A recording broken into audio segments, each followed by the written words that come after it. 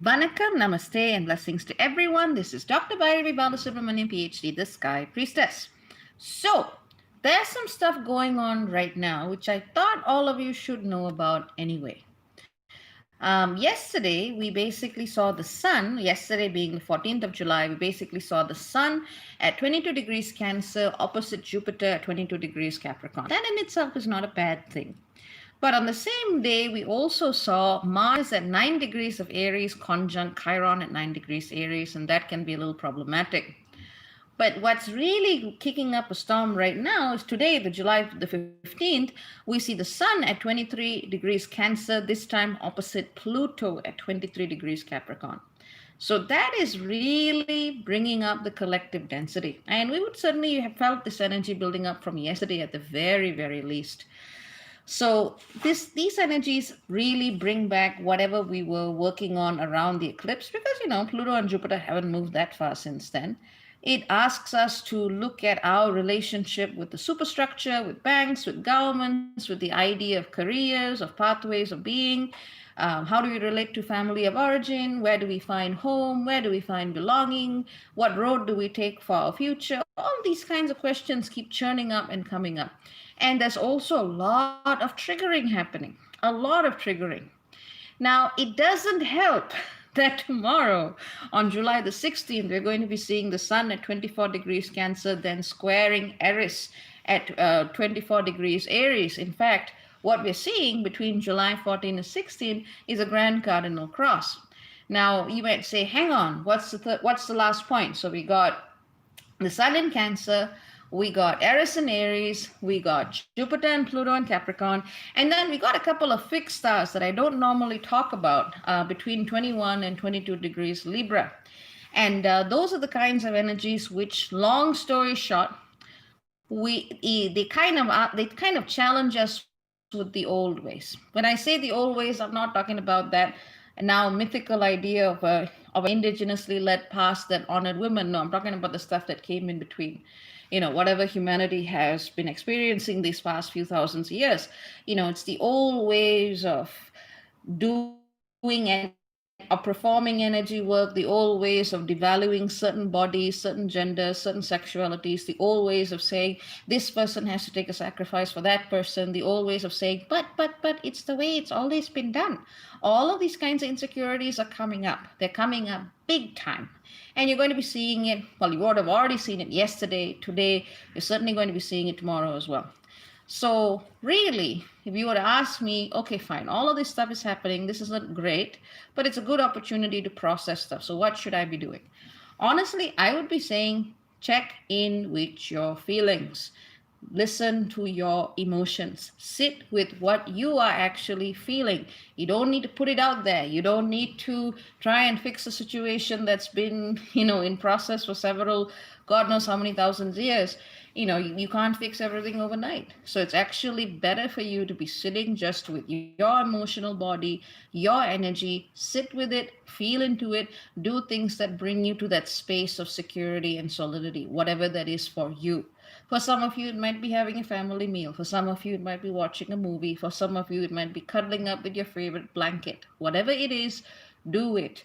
There is no reason for you to constantly scratch at a wound that is in the process of being healed or something that you're already addressing, because that delays the healing process. In fact, this is probably one of the larger themes and energies as well. Sometimes, we're so diligent and focused on trying to do the right thing, trying to be there for the collective, trying to help Earth shift, trying to help yourself shift, that you just keep focused on that whole, this is the work, we got to do it now, that you don't actually remember to be a person.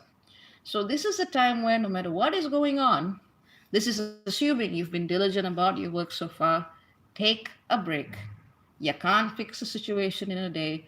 Take a break, go back to your emotions, and self-nurture.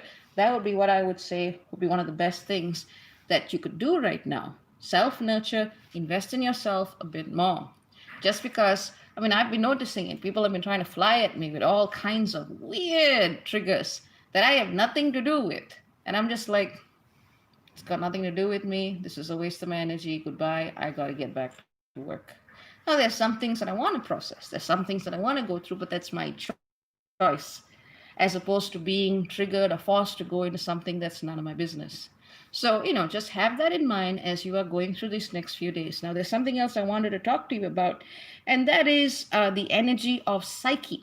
Now, Psyche is a body which we don't normally talk about, and Psyche has her own myth with Eros. You can look it up online. There's a website called www.theoi.com.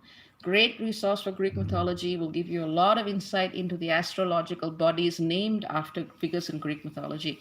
And Eros and Psyche are usually touted as bodies that have to do with romance and love and so on and so forth, especially Eros. But if you read the myth, not the best decision maker.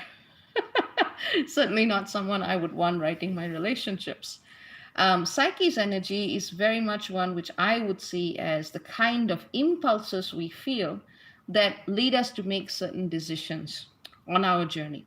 Now, Psyche, especially today, July the 15th, Psyche is at 29 degrees Taurus, and it trines Saturn at 29 degrees Capricorn. So there's a lot of push to kind of get us to almost impulsively move in a certain way that we think we want to walk on. There's a path that your soul wants, and there's a path that your ego thinks it's your soul wants. It's very, very difficult to tell the difference between the two sometimes.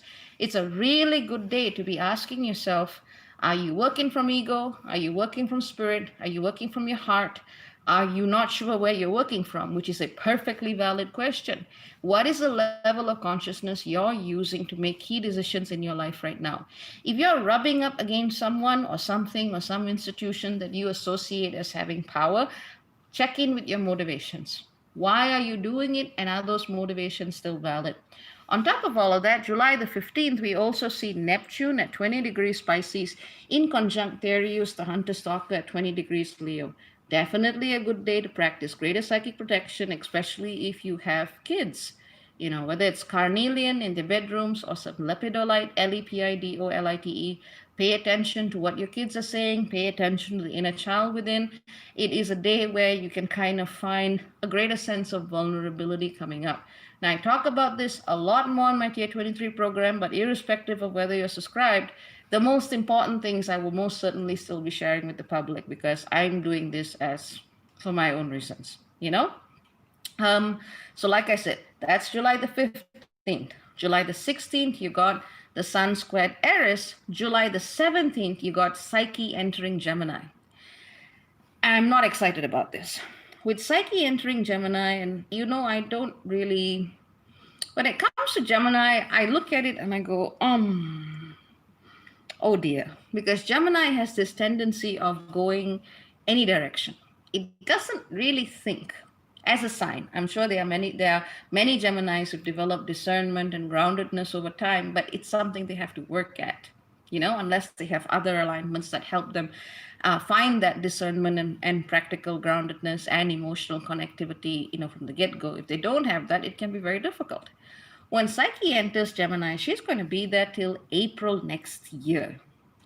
So this entire period, starting from mid-July till April next year, you got to be really careful with what you think you're hearing in your headspace. That's why I did that video on the power of the word. I was wondering whether or not I should mention it, but I figured I'd mention it today. So, especially when it's narratives about this is your great lover, or this is the direction your path has to be. Is it you thinking it? Is it something that's posing as a guide telling you that's what you need to do? Is it some part of you that wants to walk a particular journey of karma, and is that a path that you want to walk on? Like I tell my clients, I say this quite often in sessions. I'm like, look, there's several different paths to spirit. One path is going to take you up the mountain. It's going to be slow. It's going to be boring. And maybe you might, strain your knee a little bit. And then there's another path that's going to be exciting and engaging, and you're going to go up and down, and somewhere in the middle of a mountain, you're going to find a volcano, and then you're going to find an underwater spring, and then you're going to go and kind of ricochet out backwards to the top, and you're going to break a few limbs, and it'll be very exciting. And I ask them, which path do you want? Generally, the people who've already taken a few knocks say the first one. And that's what my general advice is. There's enough drama in the world. You don't need to bring that into your karmic path. So, this is a long-term alignment. So, especially from July the 17th onwards, we're really going to need to be very, very clear about the words we use to think about ourselves, our relationship with reality, whether it's spells, whether it's sounds that you project out for healing purposes. The power of sound is going to be really, really, really critical in helping you determine what your journey is going to be. So be very careful with who you listen to. I've always said this, it's going to be even more important. Be very careful with words that reinforce what parts of your ego want to hear. And be very, very appreciative of those who challenge your views. Now, that doesn't mean to say they're right or wrong, but if you cannot consider that you may be wrong about something, that's when you really got to check yourself. So, moving on a couple of days after that, and I just wanted to let you know this in advance. There is the new moon coming up, 28 degrees Cancer, opposing Saturn at 28 degrees Capricorn. And I know a lot of people are going to tell you to go make decisions around that time. I'm not going to tell you that. The reason being, and I'll probably get back to it closer to the new moon, is that the new moon is going to be conjunct Cylaris. If you look up the myth of Cylaris, this is basically a centaur who rushes, who's impatient, doesn't look where he's going, and then dies. He gets impaled on a spear and he dies. It's not good. And so when Cylaris is conjunct the new moon, there is an emotional impulsivity that wants healing, that wants groundedness, that wants stability here and now.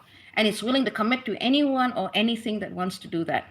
So this is when really your spiritual discernment has got to kick in. If it hasn't kicked in now, go back to old videos and start from the beginning. But effectively, this is when you really need to see whether you are being guided by your ego, or you are allowing whatever your ego and the emotions that come through ego to show you the path of where you need to be. So do not have knee-jerk reactions throughout this period. There's going to be million and one things trying to get you to head off in some direction in a huff, when maybe that's not the best path for you. Now you're probably going to be like, oh God, she's been saying this for like half a year, don't do anything. When am I ever supposed to do anything? This is a good question. I have good news for you. So having looked at the rest of the alignments for the rest of the year, let's just say I'm very devoted to my work. Having looked at the rest of the alignments, I would honestly say a really good time for you to set in new energies. And whether you want to sign a contract, move into a new house, or you want to just start something new, start something different, aim for the first moon of August. So that should be, I think, around August 2nd, August 3rd, about that time. Aim for that moon. Go do whatever you want to do that breaks out of this old energy pattern. Right now, your job is to just keep saying, nope, nope, old karma, shiny new bottle, nope, not going there. Now, the energy in the second part of August will be more problematic, but that first week is a sweet spot. Use it well. And my advice to you is not to listen to anyone who's just going to go, oh, Saturn is opposite the new moon. That means you got to build things. No, sometimes you can build things for the wrong reasons. If you're going to build something, build it from a place of patience, observation, and discernment. Don't let someone kick you onto the path. Walk it gradually, willingly, and with consciousness. A lot of karma happens when someone is forced into something against their conscious awakening and awareness. And if you're talking about the age of Aquarius, we need to be talking about that awareness. So do stuff first week, August. A little bit longer for you to wait. I know, but it's worth the wait. So that's what I wanted to share with you in terms of intense alignments. This applies to relationships, businesses, you name it. Whatever that's holding the energies of the old in your life that needs to go, just keep saying no. If you need to commit, you need something to focus on for this new moon coming up, focus on the kind of life and the kind of future that will give you emotional stability. Now, some of you have been like, but I want to help people. Why should I focus on me when I want to help people? But this is the thing about the age of Aquarius. You got to sort yourself first. When you have surplus, you can teach someone else to do the same. And they can then do the same. And they can then do the same. And that's how you create a healthy network. Otherwise, you just end up creating more wounded martyrs, victims, sacrifices, and more codependent shit. And frankly, the earth does not need any more of that. So keep that in mind. Remember, look at the long term, look at what you want to create. Fighting against the old system at this point in time. I'm not saying don't take a stand, but there's a difference between taking a stand and throwing yourself at a system that's going to take many, many, many, many, many more energies working in unison to topple. So choose your battles wisely. Look to the first week of August to go and put a new seed into things, and put new energies into being. And yeah, dodge them comic bullets. There's going to be a lot of matrixing. Do you remember the Matrix, where Keanu Reeves does this and that and that, and then he dodges the bullets? That's what I suggest all of you do for the next couple of days. Keep dodging them. Keep saying no. You don't need the drama. That's not going to help you evolve. That's what I wanted to share today. So let's have a quick look and see. We're not doing questions today, but let's have a quick look and see just who's online. Hello, VB. Hello, CNC Music. Hello, Philip Boone. Hello, Pepper. Hello, Ralexi. Hello, Shell. Hello, Wild Lovely One. Hello, Kareen. Hello, Dora. Hello, Lamar. Hello, Devi. So nice to see all of you. I hope this has been beneficial. And that's about it. And hello, Devasmita. Hello, VB again. I will email you, VB. I got your email.